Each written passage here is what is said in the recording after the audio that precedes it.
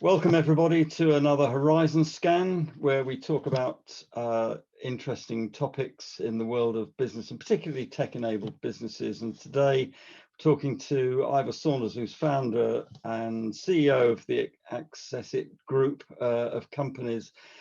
So, Ivor, as I understand it from you, things in 2021 have taken a very different turn. Yes, thank you, Peter. Yes, we've been surprised at the level of activity, probably going back to the summer of last year. COVID, as we know, has affected a huge range of businesses, and I think it's made people consider how they manage their staff, and we have been at the forefront of providing solutions for that. So what does AccessIT Group do? So we have two parts of the business, but in principle, we are managing people and resources in and out of sites. So that's everything from a football stadium with people who work there, attending through turnstiles and recording their time in attendance and letting them into the stadium in parts of the stadium that they've been approved to enter, and providing checks on their background arrival procedures. But also we do access control for large offices and for factories where people can go in certain areas through a card swipe system or fingerprint. And then we also have a cloud-based system that manages visitors and contractors entering sites and recording if they have met the compliance requirements such as RAMs, permits, induction process, to ensure that the company and the individuals working there are kept safe at all time. I imagine with COVID, this has become a prime requirement in major businesses, hasn't it? So under COVID, one of the first indications the market was going to change is one of our clients contacted us and said, is it possible that everybody coming to site, staff and visitors, could complete a COVID questionnaire the day before they arrive, so we could see to be compliant with the care and safety of our staff and visitors? And so we designed a form that would automatically be emailed to that arrival visitor or member of staff the night before. They would complete it online, and the system would self-read the answers. And if there was any concern about the answers, it would bring that to attention of a manager before they're allowed to come to site. So in that one request, we suddenly realized, hey, we've got something here that could be quite adaptable to the changing needs of businesses. And this need, I guess, to know where people are, who's been, who hasn't been, whether they're still on site, or all this business of managing people, it must be right across business, I guess. And you've got customers, have you, across all different sectors and types? Yes, so from that initial inquiry, one of the most famous hotels in the world approached us and said that they wanted to do track and trace on everybody coming to their hotel across all their restaurants, to know that who was in at what time, which restaurant they were in, and is the possibility of them catching COVID from a fellow guest or fellow diner. So we put in a system for there, and we've since done it for manufacturing, offices, railway companies, across the spectrum. I can't think of a sector that hasn't been affected. We've even got an airline who are using it for their staff coming in and out of site. So for them, it's local track and trace to ensure that they are able to identify if somebody has been in the premises and put other people at risk. So where does this kind of put pressure on your businesses? I guess it's almost the customers are walking in. It's a question of servicing them. It is. That's been one of the pleasant challenges over the last few months, is having a huge increase in the number of inquiries, and on the back of that, sales.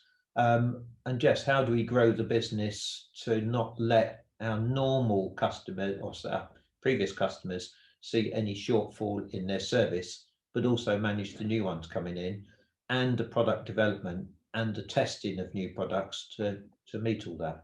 So that has been a huge challenge. And across the business in all parts, I guess. If there's an element that's been quieter, it's some of the offices haven't had the volume of people through them. So on the maintenance and support side of the existing sites, it's been quieter. So we have in some cases been able to reshift focus to the new product developments, whilst the traditional maintenance support, because those offices are quiet, has been allowed us to readjust our workflows. And how did, at what point did you realize that you've got to make changes to the business to cope with all of this? Or I mean, you must have seen this growing, but I imagine it happened quite quickly. It did. I would say that within a couple of weeks of lockdown, we had an internal discussion, like every other business, I guess. How's this going to affect us? How long is it going to run? What's the damage going to be?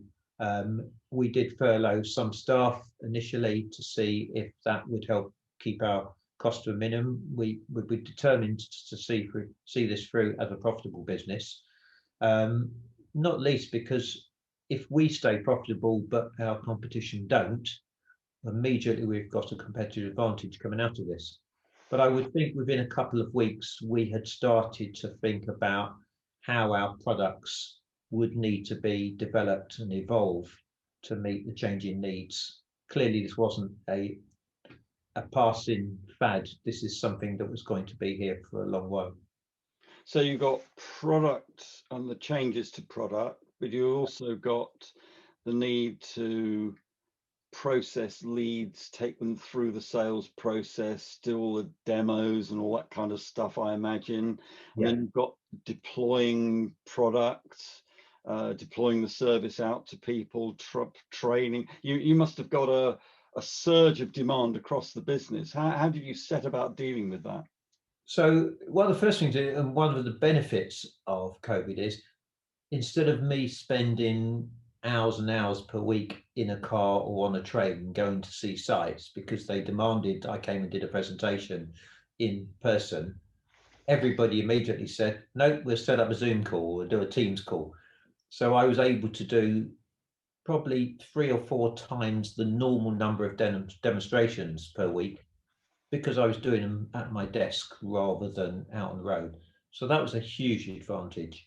And they themselves were also able to bring in interested parties and those people who had the purse strings to those meetings, rather than in the olden days, I would often have to go back a second or a third time to meet the various players in the business. So you always have to eventually meet procurement, and that was often a separate meeting. Well, procurement could be invited to join the meeting and see what they were going to spend their money on. So the efficiency of the sales process was increased significantly.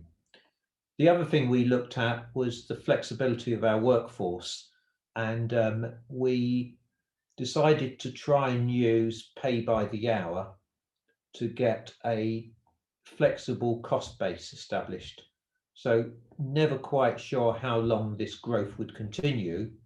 Rather than recruit another 5, another 6 staff, we looked at the key skills that we needed, and we went we've used pay by the hour, which is an international website, and have recruited people to do key jobs for maybe 2, maybe 3 hours a day where we saw there were deficiencies or shortages.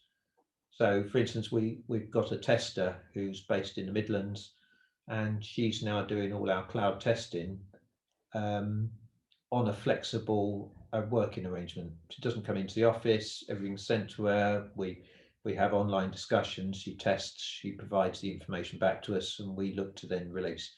So the whole process of making changes, getting them out from spec to development to testing and to the customer has improved significantly.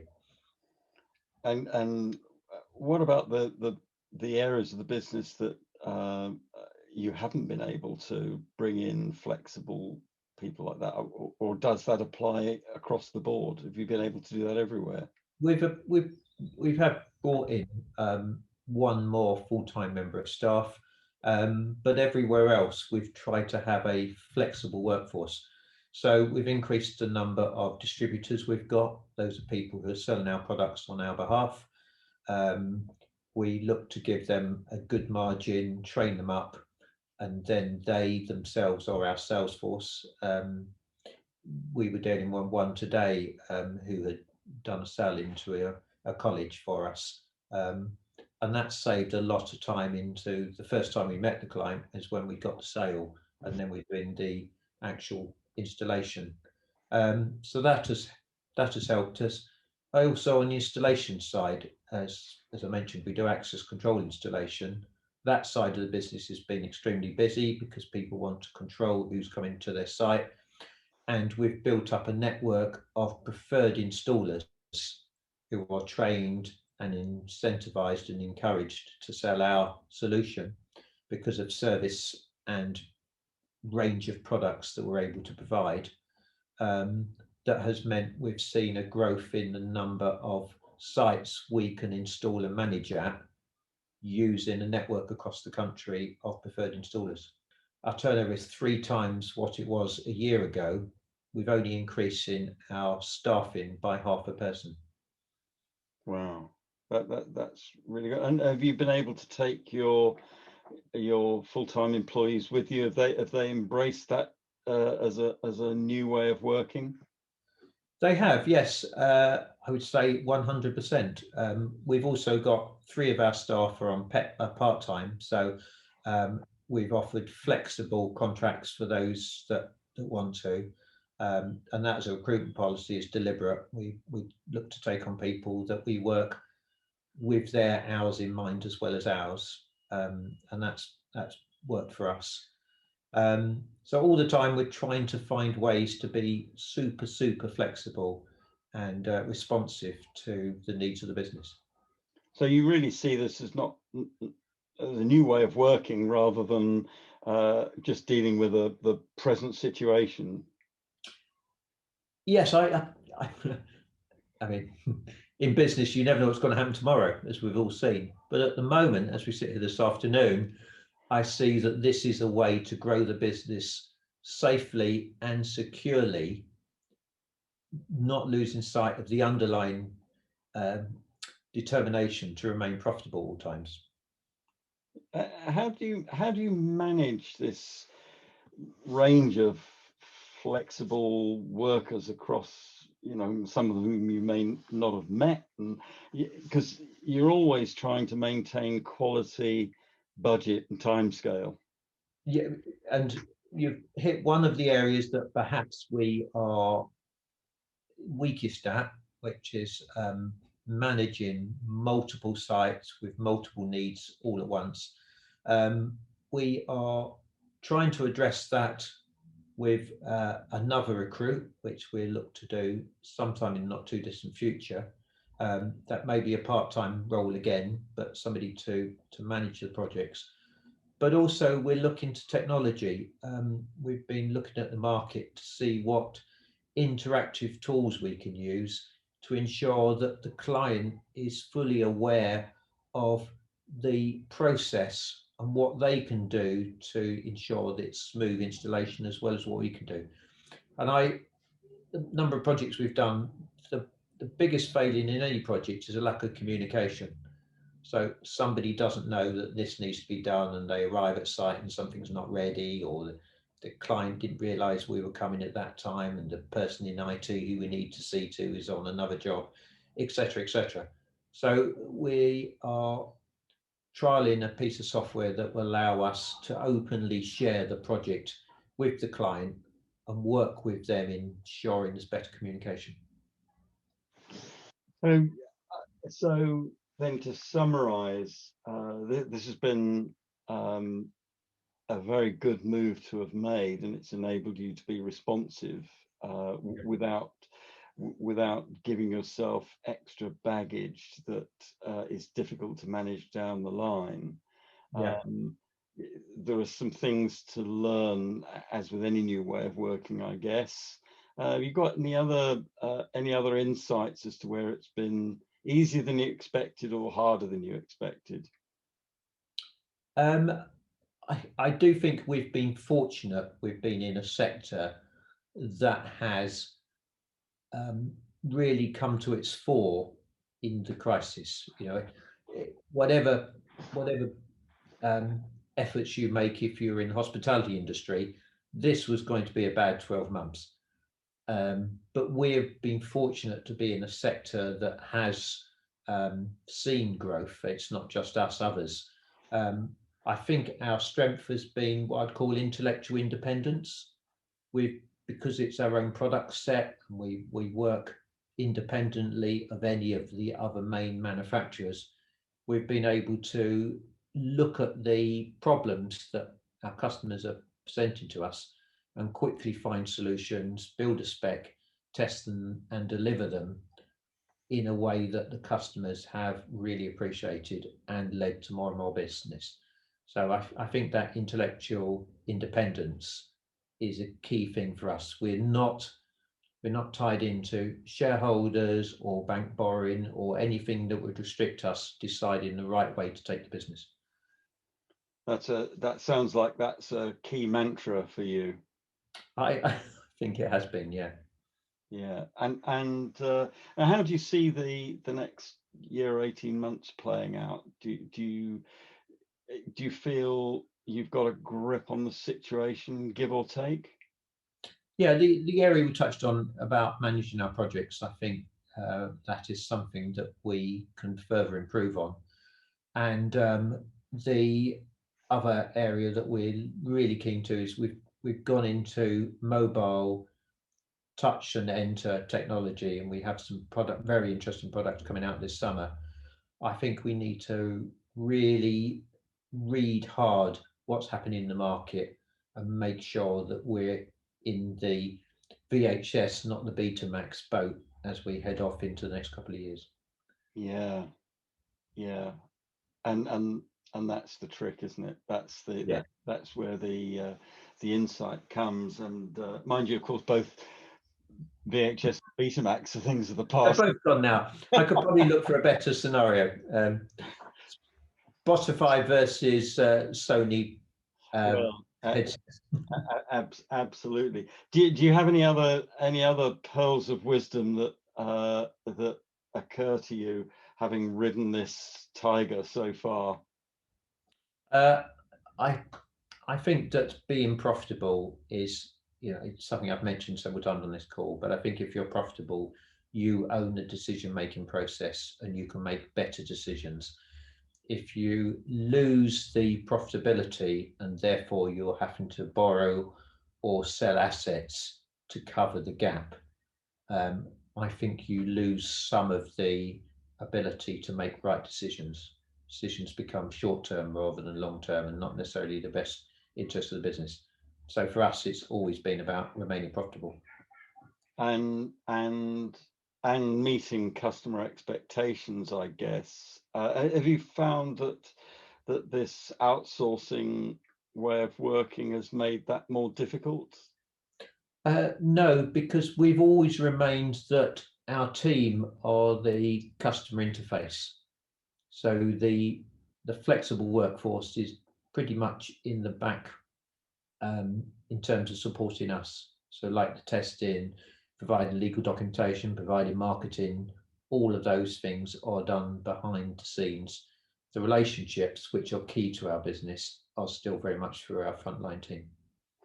So if I could draw three words out of this, then, and this is not in any particular order, keep profitable. Yep. Keep agile. Yep. And keep looking forward. Yep, I think those three sum it up. Yep.